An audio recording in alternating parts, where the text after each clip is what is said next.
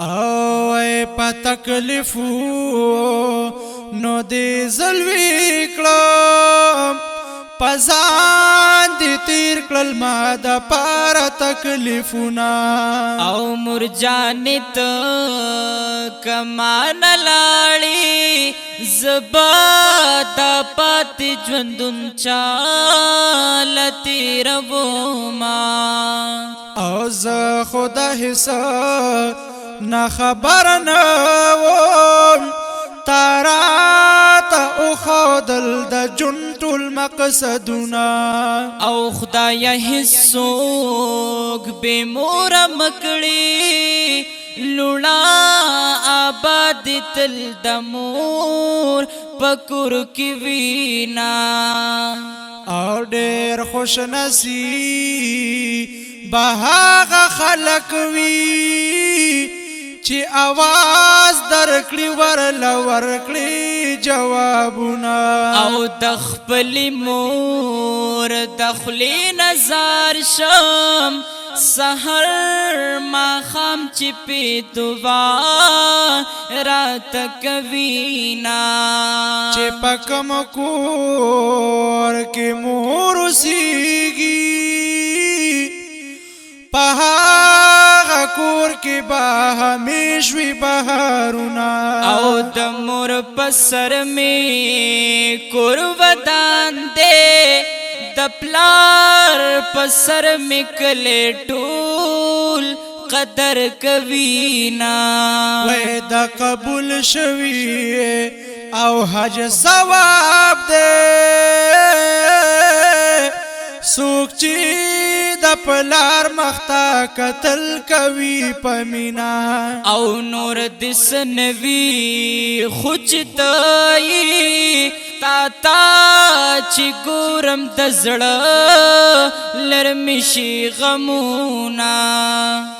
او غږ چې راته وکړې را ژوندي شمه مورې دا آواز نه دی لوګي شمه ونو مورې دا آواز نه دی لوګي شمه غږ چې راته وکړې را ژوندي شمه مورې دا آواز نه دی لوګي شمه هو مورې دا آواز نه دی لوګي شمه ارمان با وکړې او که مرګ راغې ظالم مکړه مور او پلار سره جنگونه او د چاچی خپلا ابینوی دا پلار پکور کی بی اثری جنتی روینا وی قدر د مور پکار دی خلکا د قدمونو لاندې شته دی جنتونه او زد کړم ګل ځان د کړو خوري دالوي احسان بدی ز څنګه هیربوما د چاچی مور او په دنیا نه وی د زندګۍ دن لګ وکړه تپوسونه او مور خود پاک الله نعمت دادی نعمت قدر بسر سترګو منما سترړاګانو کې ژوندون شتا عمر دې ډېر شرب ته دا کوم سوالونه او چا نه خفا چې مور او پلار وي هغه بنده به تر قیامت ټکر خورینا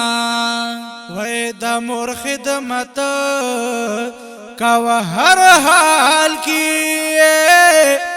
چې عاقب ګلا دستا اوشي بخششونه او چې د قاری او بيد وازوي د عاقب ګل مصری پزړه کلار کوینا غږ چې راته وکړې را ژوندی شمه مورې دا آواز نه دی لوګي شما هو مورې دا آواز نه دی لوګي شما غږ چې راته وکړې را ژوندی شمه مورې دا آواز نه دی لوګي شما مورې دا آواز نه دی لوګي شما مورې دا آواز نه دی